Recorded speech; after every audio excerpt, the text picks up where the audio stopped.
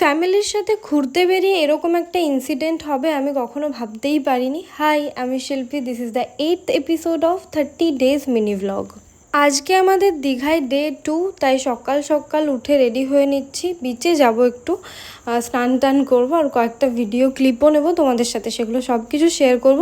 কিন্তু তারও আগে বলে রাখি যে হঠাৎই আমার সাথে একটা ইনসিডেন্ট এই দীঘায় ডে 2তে ঘটেছিল, তো সেটা আমি তোমাদের সাথে শেয়ার করছি। লাস্ট কিছুদিন ধরে জানো তো দীঘায় অনেকে ঘুরতে গেছে, সেখানে গিয়ে মেয়েকে হ্যারাস করা হয়েছে, এরকম ভিডিওগুলো বেশ কিছুদিন ধরে চোখে আসছিল। বাট নিজের সাথে যতক্ষণ না হয় মানুষ হয়তো সেটা রিলেট করতে পারে না। তো আমি এখানে যথারীতি রেডি হচ্ছিলাম বিচে যাওয়ার জন্য। যেহেতু আমার রেডি হতে ভিডিও শ্যুট করতে একটু লেট হচ্ছিল, সে কারণে বাকিরা একটু এগিয়ে গেছিলো। আর বেরিয়ে কিছুক্ষণ হাঁটতে আমি ওদেরকে দেখতে পেয়ে গেছিলাম। আমি আমার ফ্যামিলির সাথে গেছিলাম, তো বাকিদের সাথে আমি হেঁটে হেঁটে বিচের দিকে যাচ্ছিলাম। আর সেইটা যখন আমরা গেছিলাম দীঘা, তখন ঠিক অমাবস্যার কাছাকাছি ছিল, সে কারণে সমুদ্রে কিন্তু প্রচণ্ড জোয়ার ছিল, নামাই যাচ্ছিল না সমুদ্রে। আর সকালের দিকটাই না জোয়ারটা অনেক বেশি থাকে, সেই কারণে ট্যুরিস্টরা সেই সময় স্নানে নামে না। তো ওই সকালের দিকে সময়টাই কেউই বিচটাই ছিল না বলতে গেলে, বিচটা বেশ ফাঁকাই ছিল।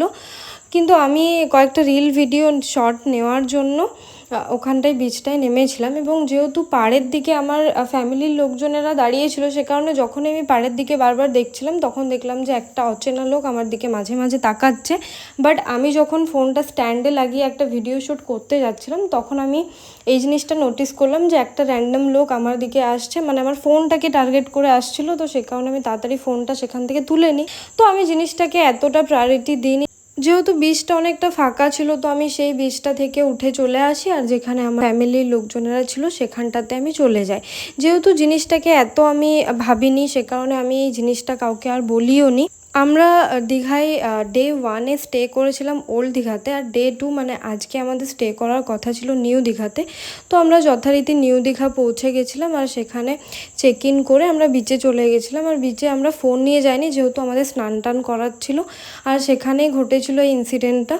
তো সেখানে লোকটা কনস্ট্যান্টলি আমাদেরকে ওল্ড দীঘা থেকে নিউ দীঘা অবধি ফলো করে করে চলে এসেছিলো, এবং সেখানে গিয়েও আমাদের কাছেই আমাদেরকে ফলো করছিল অনেকক্ষণ ধরে।